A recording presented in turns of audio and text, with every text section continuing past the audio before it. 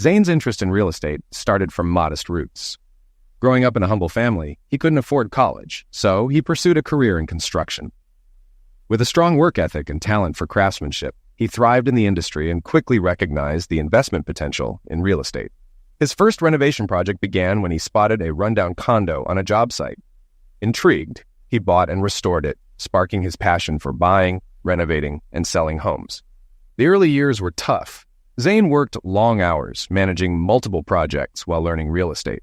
His dedication paid off, earning him a reputation for transforming neglected properties into valuable homes. This success brought financial stability, allowing him to take on bigger projects and eventually become a self-made millionaire. Despite his success, Zane stayed grounded, always looking for the next opportunity. Zane loved every part of the process, from buying to selling. He saw each purchase as a bargain and took pride in selling properties at a profit, confirming his eye for value.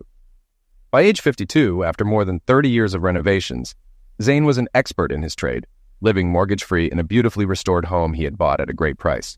His renovations doubled the property's value, giving him financial freedom to pursue future deals. Zane's entry into real estate was almost by chance.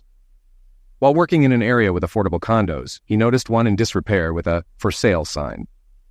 After talking to the realtor, he learned the two-room condo was severely damaged and priced at $150,000, while similar condos sold for $225,000.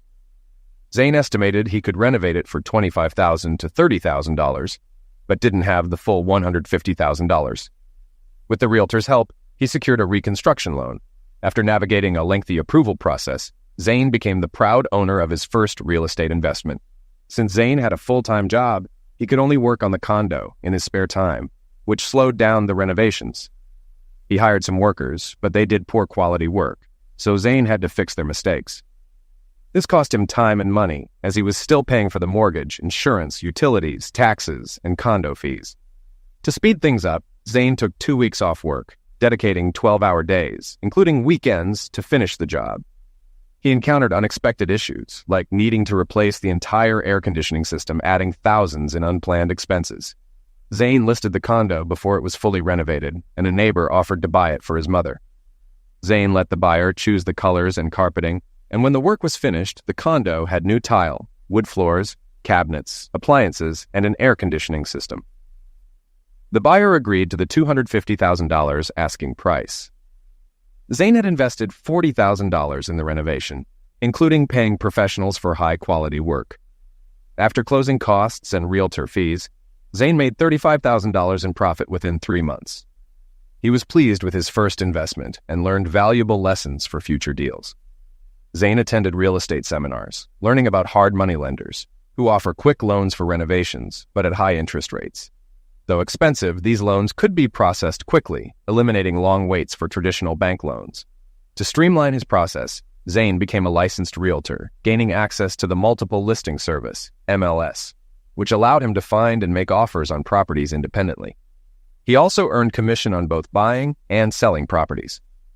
Over the years, Zane bought, renovated, and sold many properties, starting with condos and gradually moving to larger homes.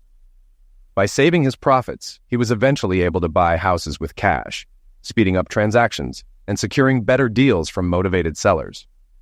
Zane began outsourcing renovations to a trusted contractor and focused solely on finding and purchasing properties. At one point, he had several homes in different stages of renovation. By then, Zane had amassed a net worth of over $1 million, mostly in cash, and consistently earned a six-figure income. Despite his wealth, he lived modestly, with few people knowing his true financial status. 5 years after becoming a major figure in real estate, Zane married Bryce Beaumont, a beautiful woman from a wealthy family. Though they initially noticed his lack of formal education, Bryce's family respected Zane for his success and hard work. The couple had 3 daughters, Andrea, Angelica, and Ashley, who were all grown with children of their own. The family made it a tradition to gather for holidays like Christmas and Thanksgiving, though only Andrea lived nearby. Bryce worked as a materials manager at a manufacturing company, ensuring that the necessary resources were ordered and available on time. She coordinated with many vendors and suppliers and was skilled at her job, which she enjoyed. On a Friday, Zane had just closed a deal on a middle-class home in a working-class neighborhood. The previous owners were an elderly couple. The husband had recently passed away, and their children, living 1,500 miles away, planned to move their mother into a nursing home.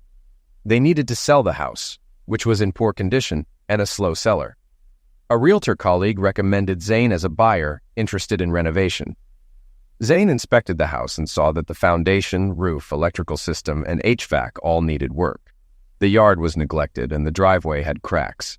The house was still full of furniture and kitchenware, with the garage packed with catering equipment, suggesting the couple may have run a business.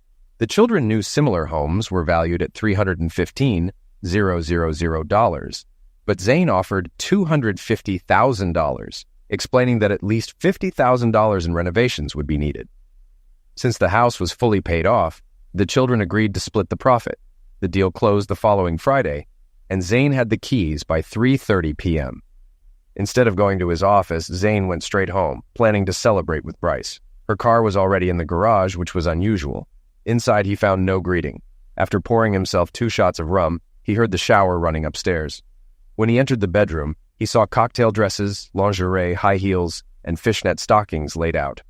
Bryce's perfume and red lipstick were on the dressing table. Confused, Zane sat and waited. When Bryce emerged from the shower, wrapped in a towel, she didn't notice Zane. She began powdering herself and had styled her hair into voluminous curls, with her nails painted bright red. "What's happening?" Zane asked calmly. Bryce jumped and let out a small scream. "Zane, you scared me! I didn't know you were home." "I closed the deal early and decided to come home instead of going back to the office," Zane said. "I thought I might take you out to celebrate, but it seems like you already have plans." "So, what's going on?" "Yes, darling," Bryce replied. "I'm going out to dinner with a friend." Zane stayed calm but pressed further. "Judging by the clothes you laid out, it's not just a friend. You're going out with a man, right? And I see you've got dancing shoes, so you're going dancing too?"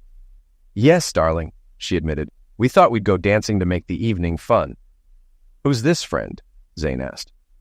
"Oh, his name is Harvey Rankle. He's a sales rep for the company we buy paper from. He's in town once a month, and we've had lunch a couple of times. He's very nice, polite, and attentive." Bryce quickly added, "It's not really a date, just dinner and chatting with a friend." Zane, sensing she was being evasive, changed tactics. "Which dress are you wearing?" "I'm not sure. Maybe you can help me decide," she said. "Red will definitely catch a man's eye, though it's a bit flashy for a first date. But no man can resist a sexy black cocktail dress," Zane commented. "You haven't dressed like this for me in a long time. What's special about tonight?" "Black it is," Bryce said, ignoring his question. Zane realized it had indeed been a long time since she dressed this way for him. He hadn't taken her out dancing in ages, falling into a routine of simple dinners when he closed a deal, usually at local spots like Red Lobster or TGI Fridays. Feeling unsettled, Zane excused himself to pour another drink. As he sipped his rum, he considered the situation. Bryce was clearly going on a hot date, despite trying to downplay it as just dinner with a friend. Her preparations told a different story, and Zane wondered why she thought he would accept it so easily. When he returned, Bryce was pulling thigh-high stockings over her legs. "These are new, aren't they?" Zane asked. "Yes, I bought them today to go with my dress." "It's been so long since you've dressed like this for me," Zane said. "Why all this effort for a random friend?" "I just wanted to look good," Bryce replied, trying to sound casual but not convincingly. "You know, you don't even need a bra with that dress," Zane remarked. "Just be careful not to fall out of it when you bend over." "Good point," Bryce said. "I'll skip the bra and be careful, just like you said." Zane realized that Bryce assumed he was fine with her evening plans, and she started involving him more in her preparations. She seemed to think he might even enjoy the idea of her going out with another man, but she was wrong. "I was thinking of wearing my diamond necklace and earrings. What do you think?" she asked. "Stick with black to match the dress," Zane suggested. "How about the black sapphire pendant? It'll hang perfectly between your bosoms, and the matching earrings will complete the look." Bryce agreed, pleased with his suggestion. While Zane appeared calm, inside he was boiling with anger. After Bryce put on her cocktail dress, she asked Zane to button it. She admired herself, showing off her leg, and packed her dancing shoes in her bag. Before leaving, she asked Zane to bring her half a glass of spiced rum, saying she felt restless. Zane sensed that Bryce wanted to leave him alone in the room for a moment. "Of course, it's going to be an exciting night for you," he said, leaving the room with the door slightly ajar. As he glanced back, he saw Bryce quickly grab something from his nightstand and put it in her purse. Though he didn't see exactly what it was, he knew. He went downstairs, poured her rum and a double glass for himself. When he returned, Bryce was seated at her dressing table. "Thank you, darling," she said, sipping the drink. "I've never seen you look so beautiful and sexy," Zane remarked. "Thank you," Bryce replied. "I'm glad you understand. I promise to make it up to you. Maybe soon we can dress up, go to dinner and a show, then come home for a passionate night together." "We'll see," Zane replied indifferently. Bryce stood up, saying, "I have to go. I don't want to be late." As they reached the front door, Zane asked, "Before you go, let me take some photos of you." "I'd love that," Bryce agreed, posing for the camera. Zane directed her to stand by the door, turning sideways like a model. He took some photos, then added, "Now lean forward, but be careful not to fall out of the dress. Lift the hem so I can see more leg and the top of your stockings." Bryce complied, and Zane captured the shots. Bryce, feeling overly confident, complied with Zane's request for more photos. After checking her watch, she said, "I really need to go. Don't wait up for me." Zane calmly replied, "Don't worry, I won't." Before leaving, Bryce asked, "Kiss me and wish me a nice evening." She leaned in, asking for a kiss on the cheek to avoid smudging her lipstick. Instead, Zane slapped her hard across the right cheek. Bryce stumbled back, shocked and in pain, her expression filled with disbelief. "Zane? Why?" she asked. Zane stepped closer. "Did you really think I'd be okay with my wife going on a date dressed like that?" Bryce, confused, said, "But you seemed fine with it. You even helped me." Zane slapped her other cheek just as hard. Now frightened, Bryce stood in shock. "In what world would I tolerate such disrespect?" Zane demanded. "Did you really think I'd let you run off like this?" Tears welled up in Bryce's eyes. "It was just dinner," she sobbed. Zane grabbed her purse and found a pack of rubbers. "You took these when I went downstairs, didn't you?" Bryce tried to explain. "They were just in case. I wasn't planning on using them." Zane, holding back his own emotions, replied angrily, "You've misjudged me." Bryce begged for forgiveness, offering to cancel her plans, but Zane wasn't moved. "Stay, and I'll punish you," he warned, shoving her coat and purse into her hands. "Get out now. Don't come back until tomorrow." He forced her out the door, took her house key and garage remote, and pushed her into the car. "Go stay with Andrea or find a hotel, I don't care," he said. Bryce, realizing how serious he was, drove off in tears. Zane watched her leave, then returned inside, noticing her dancing shoes left behind. She won't need them tonight, he thought. Feeling exhausted, Zane poured himself another drink and collapsed into his chair. Overwhelmed with a mix of emotions, anger, humiliation, and sadness, he started to cry. Realizing he needed to take action, he considered kicking his wife out by packing all her belongings into trash bags. However, he soon realized that task would take too long. As he sat in his chair, a simpler solution came to him. He had just bought a fully furnished house earlier that day, complete with utilities and Wi-Fi. Smiling to himself, Zane decided to move in. He packed a few essentials, clothes, his laptop, and other equipment, into 2 suitcases and was ready to leave by 11 p.m. He placed the house key and garage remote on the kitchen table and drove in silence to his new home, just 45 minutes away. When he arrived at the dark cul-de-sac, he parked next to the side entrance and let himself in. The house was clean but in need of repairs. As he walked through the rooms, he noted what needed upgrading: kitchen cabinets, flooring, appliances, and light fixtures. Though he usually renovated houses quickly, he planned to take his time since he intended to live there for a while. Zane unloaded his car, noting that half the storage space was still occupied by the previous owner's belongings. The family had taken only sentimental items, leaving behind furniture and an old computer in the former office. Zane set up his computer in that space. Feeling the effects of his drinks, Zane grabbed sheets from the linen closet, made the bed, and exhausted, fell asleep in his shorts. The next morning, Zane woke early as sunlight filled the room. He hadn't closed the curtains. With a slight hangover, he showered, dressed casually, and made coffee using the old-fashioned coffee maker left by the previous owners. He found a jar of coffee in the pantry and was pleased with the gas stove, despite its age. As he drank his coffee, he explored the kitchen, finding it stocked with pots, pans, utensils, glassware, and 2 sets of china. He learned later that the previous owner had inherited both her mother's and mother-in-law's china. Zane made a simple breakfast, cleaned up, and then checked out the garage, which was packed with catering equipment, likely from the previous owner's catering business. The backyard had a nice, partially enclosed patio with hanging plants and outdoor lamps, though it needed some sprucing up. An old rusty barbecue sat in the corner, which Zane planned to replace. After inspecting the property, Zane made a plan to renovate. He organized a sale for items left behind, donating or discarding what didn't sell. He also noticed the yard was overgrown with grass, the brick flower beds were cracked, and the driveway needed repairs. The concrete block walls separating the property were also damaged. Zane called his contractor, Cesar Quintero, to discuss the renovations.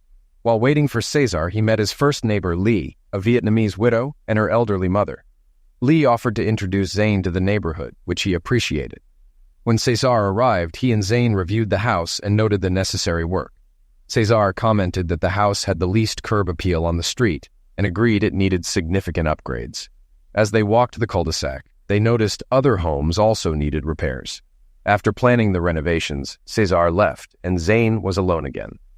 Zane turned on his phone and saw several missed calls, mostly from his wife, starting around 2 p.m., likely when she returned home. Her voicemails were filled with pleas for forgiveness, begging him to talk to her, saying she was sorry for disappointing him. The last message was from his daughter, Andrea, asking what he had done to her mom. She mentioned that her mother had told her Zane had moved out and even strike her. Andrea urged him to return home and fix things. Zane called Andrea back. She confronted him, but he asked if her mother had told her why he left. When Andrea said it couldn't have been that bad, Zane explained that her mother had effectively left him first. He asked Andrea to get the full truth from her mom before they talked again.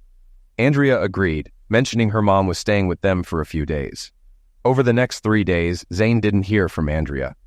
During that time, Cesar began repairing Zane's yard, fixing the walls with decorative block caps. Without asking, Zane also had Cesar repair the walls around the neighborhood, which earned him thanks from his neighbors. Zane also had Cesar's crew fix the driveways on the cul-de-sac, applying protective coatings. Although the cost wasn't small, Zane felt it was worth it for the property value boost. Zane organized a sale to get rid of the leftover clutter, and the event was a success. While cleaning up afterward, Andrea called him. "Dad, we need to meet. There's more you don't know," she said. Zane replied, "I know what I saw." Andrea insisted, saying her mother had told her everything and that she didn't blame Zane for his actions. She even scolded her mom for how she treated him. Andrea offered to meet Zane to discuss more details, which she said were important. Zane, feeling her emotional distress, agreed to meet at TGI Fridays near her house at 11 a.m. the next day. They exchanged "I love yous" before hanging up. The house renovation continued, and Zane ordered new windows. Many of the house's windows were painted shut and couldn't be opened. He also ordered French doors with additional screen doors for the family room and master bedroom. Zane entered TGI Fridays right at 11 a.m. His daughter was already waiting in the lobby. They hugged and requested a corner table. Both ordered coffee. There weren't many people in the restaurant at this time of day. Zane got straight to the point. "What do you want to talk about, Andrea? If this is about what I did after your mom dressed for her big date, I don't regret it. I don't have to tolerate such disrespect, especially from my wife." "Dad," Andrea started, "this is more serious than you think. You won't like what I have to say, not one bit. But first, you need to know Mom is devastated. She's so remorseful, she can't stop crying. She deeply regrets hurting you. She couldn't stay longer than the weekend because she had to get back to work.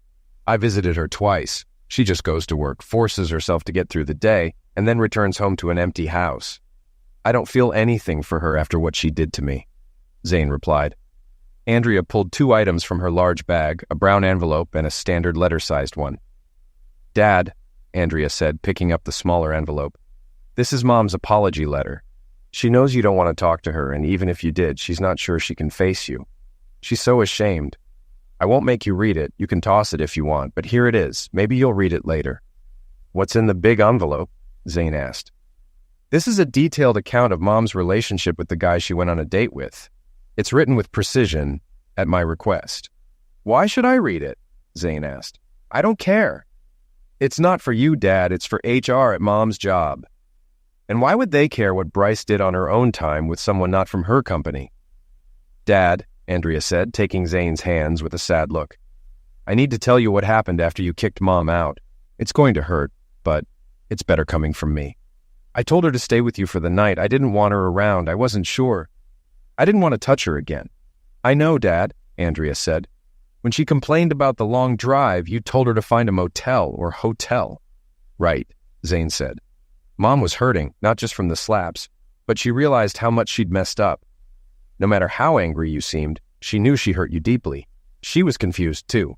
One moment, you were helping her get ready for a date which went against your nature, and the next, you were striking her and scolding her. I didn't yell, Zane interrupted. I firmly told her I thought she was planning to cheat on me. She says she never meant to sleep with him, Andrea responded. She took the protection from your nightstand. I know, Dad, Andrea continued, but you couldn't see it differently? When Mom left, she was confused and regretful. She decided to meet the salesman as planned to tell him it was over, and then she was going to stay with me for the night. She still thought he was a friend at that point. Andrea continued, while Zane listened in silence. When she arrived at the hotel, she went straight to the ladies' room. Her makeup was a mess, and her cheeks were still red and puffy. Once she freshened up, she entered the restaurant where her date, Harvey, had already gotten a table.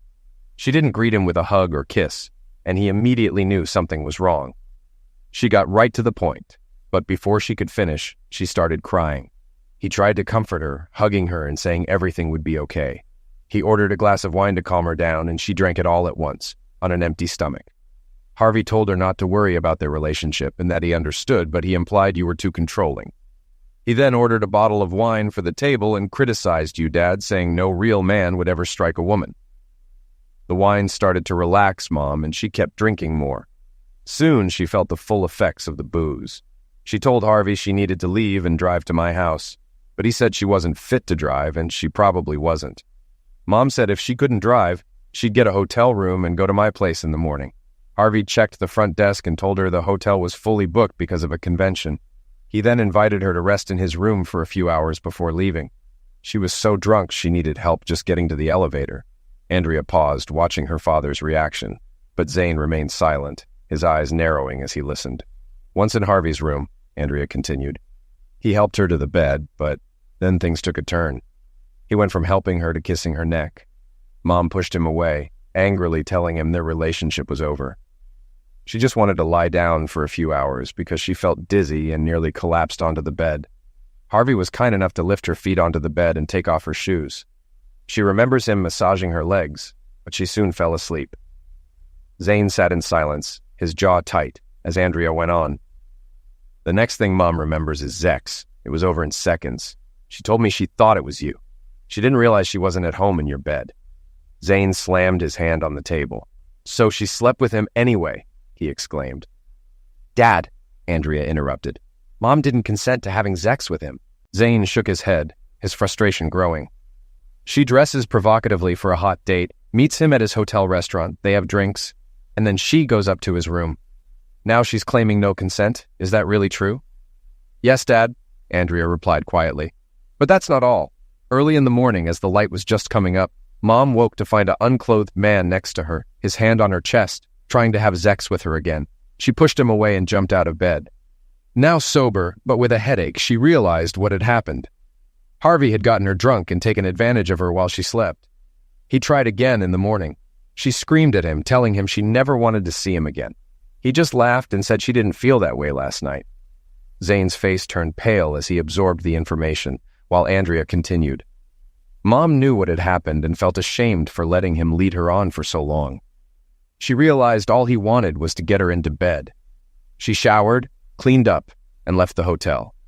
She hoped to find you at home and confess everything, to ask for your forgiveness. But when she got there, she saw you'd already moved out. Mom was consumed with guilt and shame. Zane leaned back in his chair, overwhelmed by what he had just heard. Andrea went on. Mom called me afterward and told me you strike her and kicked her out. She was still confused, but desperate to talk to you. When she came to my house, she was shaken, and it took a while for her to tell me the whole story. I believe her, Dad. Zane stared at the table before asking, what about the protective equipment she took from my nightstand? Was she planning to use that? She wasn't going to use it, Dad. She told me she took it because she thought it would make it easier to say no. It was just a safeguard she thought would help her resist, but she never intended to use it. Zane shook his head. That's hard to believe. It'll take a lot to convince me. Andrea took a deep breath. Dad, Mom has started seeing a counselor. She's trying to figure out what she did and why. The counselor suggested reaching out to you, but we knew you wouldn't want to participate. I've been going to the sessions with her to help understand everything. Zane stayed quiet for a long time before speaking. I'm not joining any counseling. Bryce made her bed. Now she has to lie in it. Andrea nodded and continued. Mom's HR department got involved. They reviewed her statement, consulted their lawyer, and decided maltreatment allegations against Harvey wouldn't stand. It was just a case of he said, she said. But they passed her account to Harvey's HR. Harvey admitted to having sex with Mom, but said it was consensual. Neither company wanted to pursue legal action, but Harvey's employer felt it was inappropriate for him to have a relationship with a married woman, and he was fired. Zane and Andrea sat in silence for a long time. Zane tried to process everything. He had thought time apart might help things between him and Bryce return to normal, but now everything had changed. She had actually slept with her so-called friend, and despite Andrea's explanation, Zane couldn't shake the feeling it might have been intentional. Unable to resolve the conflict inside, Zane made a decision. For now, he would do nothing. He would continue with his new life, avoiding Bryce. He spoke with Andrea from time to time, but she kept encouraging him to talk to his wife and work things out. Zane knew the wound would take time to heal, but divorce wasn't something he had seriously considered. Instead, he focused on renovating his new home and helping his neighbors improve theirs. As time went on, Zane gradually returned to his career, buying, renovating, and selling distressed properties. He transformed the cul-de-sac, even landscaping a small island in the middle to create a peaceful spot for neighbors to gather. The local women soon discovered Zane's poor cooking skills and, in appreciation for his efforts, began organizing meals for him, bringing casseroles, meatloaf, and other homemade dishes. Late one afternoon, as Zane reviewed a spreadsheet, there was a knock at the door. Without much thought, he saved his work and opened it. It wasn't one of his neighbors. It was Bryce. "Bryce," Zane said, surprised. "I didn't expect to see you here. How did you find me?" Bryce didn't answer and instead asked, "Can I come in?" Much of Zane's anger had faded over time, and although surprised by her sudden appearance, he found himself saying, "Please, come in." Still taken aback, Zane noticed Bryce had dressed for the occasion, wearing a simple white sundress and matching flats. Her hair was down and she looked fresh and clean. Bryce entered, carrying several bags of groceries. "Where's the kitchen?" she asked. Zane pointed toward the kitchen door. Without hesitation, Bryce walked through, placed the bags on the counter, and returned to look around. "It's a little sparse, but nice. I think you've fixed whatever needed fixing," she commented. "I haven't finished all the renovations, but it's livable," Zane replied. "Can I get a tour?" Bryce asked. "Of course," Zane said, leading her through the living room, down the hallway, and through each bedroom. Finally, they reached the master bedroom. At each stop, Zane pointed out what he'd already done and what still needed attention. Bryce commented on the lack of closet space compared to their old home, to which Zane replied that it was more than enough for him. He didn't need much room. Bryce also noted the smaller bed. "It's big enough for me," Zane said. "Besides, a larger bed would overwhelm the room." Bryce made a few suggestions about curtains and carpeting. In the past, Zane had often used her ideas when renovating homes. He led her out through the new French doors into the screened patio.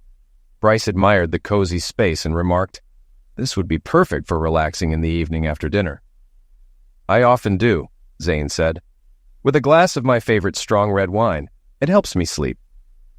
Back in the living room, Zane gathered his thoughts. His wife's unexpected visit still puzzled him. "How did you find me?" he asked again. "It wasn't easy," Bryce admitted, "but I got some help from your colleagues at the real estate office. I drove by a few days ago and saw your car in the carport. I thought long and hard about disrupting your new life, but I needed to see you, even for a short while. So I decided to come over and cook dinner for you. I know you're a terrible cook, so I brought everything for a meatloaf dinner. I hoped you'd let me stay long enough to cook for you, and then I'd leave you alone. You can help in the kitchen or finish whatever you need to do, and I'll call you when dinner's ready." Zane agreed. "I have a spreadsheet to finish. I'll check in to see if you need help with dinner in a bit." When Zane came into the kitchen about 20 minutes later, Bryce was busy preparing the meal. She turned to him, teary-eyed, and said, "You don't really need my help, do you? Your fridge and freezer are stocked. I didn't find a single frozen dinner in your kitchen." "The neighborhood wives take good care of me when it comes to food," Zane explained. "I've helped a few neighbors with small projects to improve their homes, and they repay me with casseroles or brisket every now and then.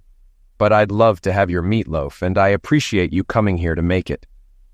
"That's just an excuse to see you again," Bryce said softly. "I've missed you so much." If you've read my letter, you know how sorry I am for treating you so poorly. But I wanted to tell you in person how regretful I am. I was a foolish, middle-aged woman who thought she needed excitement after a younger man showed me some attention. I made a huge mistake." Zane sighed. "Bryce, I know you're sorry. Andrea told me what happened that night. At first, I thought you went through with it, but Andrea convinced me you were manipulated. I don't think she would lie to make you seem less guilty, but we don't need to rehash all of that tonight." Bryce nodded. "Dinner is ready," she said, changing the subject. "This meatloaf will last you for days. I hope you enjoy it." She picked up her purse and headed toward the door. "Wait," Zane said. "Won't you stay for dinner? I've set the table for 2. "No," Bryce replied. "I really wanted to see you, but I don't want to intrude on your new life. If it's okay, I'd like to come back next Friday and cook for you again." "That would be great," Zane said. "But next time, I'd like you to stay. We can have dinner together and enjoy a glass of wine on the patio." "I'd like that, Zane," Bryce said. "But I'll have to see how guilty I still feel," she replied, before walking out the door and driving away. After Bryce left, Zane felt an unexpected sense of loneliness. He had grown used to living on his own and had adjusted to not having his wife around, but after seeing her again, that loneliness crept back in. His feelings toward Bryce were complicated. He was still hurt and a bit angry that she had even considered going on a date with another man, but at the same time, he missed her. He missed their life together and the way things used to be. It was clear she was trying to be that person again. The following Friday evening, Bryce returned. This time, she brought steaks for Zane to grill while she prepared salad, potatoes, and vegetables. Zane was ready with a bottle of wine, and they started drinking it as they cooked. They ate outside on the patio at a small table set for 2. The conversation was light. Bryce asked about Zane's work and the houses he was renovating, while Zane asked about Bryce's day-to-day life. Bryce admitted she had more free time now. After work, she mostly read and had joined a book club. Zane asked about her job, but immediately regretted it when Bryce admitted she still felt uncomfortable there. No one had mentioned the incident with the salesman, but everyone knew. After a pleasant evening, Bryce once again declined staying longer, saying she didn't want to disrupt Zane's new life. However, she added that she looked forward to their weekly dinners, and Zane agreed it was a routine he wanted to keep. About 4 weeks after Bryce started coming over, Zane emailed her one Thursday. He let her know that his cul-de-sac was having a party on Saturday, so she didn't need to cook on Friday or bring anything. Bryce replied, saying she would bring a bowl of potato salad to the party. When Zane opened the door on Saturday afternoon, he was pleasantly surprised at how great Bryce looked. She wore a lovely summer dress with a modest neckline. They relaxed together before heading over to the party, which began around 3 p.m. Bryce explained that she wanted to make a good impression on the neighbors, but Zane knew she also wanted to look good for him. The party hosts were setting up tables, and neighbors brought out lounge chairs. One neighbor, an enthusiastic barbecue lover, was grilling steak, chicken, and sausage.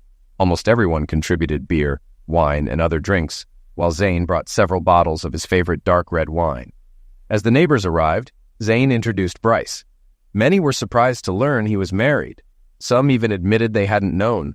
They asked why Zane and Bryce weren't living together, making the couple feel a bit awkward. Throughout the day, Zane received compliments on how beautiful and charming his wife was. Bryce, in turn, heard many stories about how much Zane had helped the neighborhood since moving in. Neighbors pointed out the improvements Zane had made to their homes, and though everyone worked hard, Bryce could see how much more pride they took in their homes since Zane's arrival.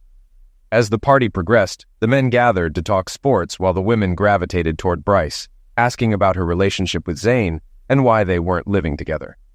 Meanwhile, children played in the street, drawing with chalk on the pavement. By late evening, the party began winding down as parents took their kids home. Everyone helped clean up the leftovers. Zane carried some beach chairs back to his house, realizing he'd had quite a bit of wine. It was clear that Bryce was feeling tipsy as well. Once home, she started gathering her things to leave. "I don't think you should drive tonight," Zane said, noting how much she had drunk. "What should I do?" Bryce asked, not wanting to overstep by staying. "You can sleep in the guest room," he offered. "I have a t-shirt you can wear." "Thanks, Zane," Bryce said. "I don't want to cause any trouble." Zane went to his room and returned with a white t-shirt. Bryce took it, went into the guest room, and closed the door. As Zane was turning off the lights and adjusting the thermostat, he heard Bryce call his name. He turned to see her standing in the hallway, now wearing the t-shirt. The fabric clung to her curves, showing off her figure. Her bosoms were outlined, and her waist was still wrapped in a towel. "Zane," she said softly, "can you give me a good-night hug before I go to bed?" Zane was captivated by her. He had nearly forgotten how beautiful she was, and for a moment, he let go of all the anger he had been holding inside. He stepped forward and wrapped his arm around her waist. Bryce, in turn, wrapped her arms around his neck and rested her head on his shoulder. They held each other for only a few seconds before Bryce broke the hug and hurried back to the guest room without saying anything, closing the door behind her. Zane was almost relieved that the hug had been brief. He could feel his body reacting to her, and if the hug had lasted a few seconds longer, Bryce would have noticed it too. The next morning, Zane woke up with a mild hangover. Hearing the shower running, he realized Bryce was already awake. After taking some headache pills, he headed to the kitchen where he found Bryce making breakfast. She was cheerful, wearing a sundress, and preparing bacon, eggs, toast, juice, and coffee. "Your neighbors might bring you dinner," she said, "but it doesn't look like you get a good breakfast. All I found in the freezer were frozen breakfast sandwiches." "You're right," Zane admitted. "I usually just grab one of those or a protein shake before heading out." "It's such a nice morning," Bryce said, glancing outside. "Why don't we eat on the patio?" "That sounds good," Zane agreed, setting the table for two. When Bryce brought out the food, Zane pulled her chair out for her, and she smiled. "Thank you for last night and this morning. It's the happiest I've felt in a long time." "I feel the same way," Zane replied. Bryce took a deep breath, carefully testing the waters. She didn't want to push him, but needed to know how he felt. "Any idea when you might want to come home?" she asked, trying to sound casual. Zane thought for a moment before answering. "I don't know if I want to come back home." Bryce's face fell slightly, though she tried to hide it. His response made it clear he wasn't ready to pick up where they left off. "Well," she said softly, "I'll wait until you do. In the meantime, I'd love to keep coming over on Fridays to cook for you, if you don't mind." "I'd like that," Zane said. "You've always been the best cook." Bryce felt a sting at the comment, wondering if Zane only wanted her around for her cooking. But she also sensed that there was more, and he just wasn't ready to admit it yet. She decided not to rush him. The following Friday, Bryce returned. She looked stunning in a pink pleated skirt and a fitted cashmere sweater that showed off her figure. The skirt was short enough to reveal her legs, and the sweater hugged her chest. Zane greeted her at the door. "What's on the menu tonight?" he asked. "I brought marbled ribeye steaks," Bryce said, smiling. "I thought you could grill them while I make a salad with lettuce, tomatoes, avocado, and bacon. And I brought 2 bottles of red wine. Maybe we'll get so drunk that you'll ask me to stay again." Zane laughed, not fully realizing how their relationship was gradually evolving into something deeper. He still had lingering anger and wasn't sure how to bring it up without spoiling the evening. "We'll see how the night goes," Zane replied noncommittally as he fired up the grill. Bryce busied herself in the kitchen preparing the salad while Zane poured 2 glasses of wine. He handed one to her and took the other to the patio, leaving the bottle on the table. After a while, Bryce brought out the salad and Zane began grilling the steaks. "They'll be ready in about 10 minutes, he said, turning toward her. Bryce raised her wine glass. "To my hope that you'll let me back into your life," she said softly. The toast caught Zane off guard and he felt a bit embarrassed, unsure how to respond. "We'll talk later," he said, turning his attention back to the steaks. After a few awkward moments, Zane announced that the steaks were ready and they sat down to eat. Silence lingered for a while until Zane finally spoke. "I'm sorry things ended up this way," he said quietly. Bryce nearly choked on her food at his abrupt statement. She reached across the table, took Zane's hand, and said, "Thank you. I was so afraid you thought I slept with someone willingly and that you'd never forgive me." Zane's expression softened. "Sometimes I think that if I hadn't kicked you out, none of this would have happened." "None of this was your fault," Bryce replied, still holding his hand. "It was all on me. I let myself be charmed by a smooth-talking salesman. I'll never forgive myself for hurting you the way I did. I'll spend the rest of my life making up for it if you'll let me." "Well," Zane said, lightening the mood, "lettuce is a good start." After dinner, once the dishes were cleaned up, Zane asked Bryce if she wanted to watch a movie. "Sure," she replied, smiling. "But you picked this time. I want to watch something you'd enjoy." "You know I'm into action movies," Zane teased. "They're usually full of violence, nudity, and strong language." "Perfect," Bryce said with a grin. "I'll watch chick flicks with my friends." Zane scrolled through Netflix, finally choosing an action-packed movie he thought they'd both enjoy. As it started, Bryce returned from the bathroom wearing his favorite rose-scented perfume. She sat close to him on the couch, so close that Zane could feel her warmth. Without asking, she gently rested her head on his chest. Zane instinctively put his arm around her shoulder, feeling a rush of conflicting emotions. He noticed her skirt had ridden up above mid-thigh, and the top buttons of her sweater were undone, revealing a fair amount of cleavage. Bryce had always been beautiful to Zane, and despite everything that had happened, he couldn't deny his attraction to her. The movie played, but Zane found it hard to concentrate. Soon, Bryce, nestled against him, fell asleep, her breathing soft and steady. He let her sleep until the movie ended, then gently shook her awake. "You're going to let me stay the night, aren't you?" she asked groggily as she got up. "I don't think I should drive home this late." "Yeah, you can stay," Zane agreed. "You know where the guest room is." Bryce smiled but didn't head to the guest room. Instead, she walked into the bathroom and came out a few minutes later wearing a black baby doll negligee that stunned Zane. It was the sexiest thing he'd ever seen her wear, leaving little to the imagination. "How do you like my new pajamas?" Bryce asked softly, her voice seductive as she posed in front of him. Zane couldn't take his eyes off her. "I like them," he said, his voice low. "I forgot how sexy you could be when you wanted to impress me." Encouraged by his words, Bryce walked up to Zane, wrapping her arms around his neck and pressing her body against his. "I don't want either of us to sleep alone tonight," she whispered in his ear.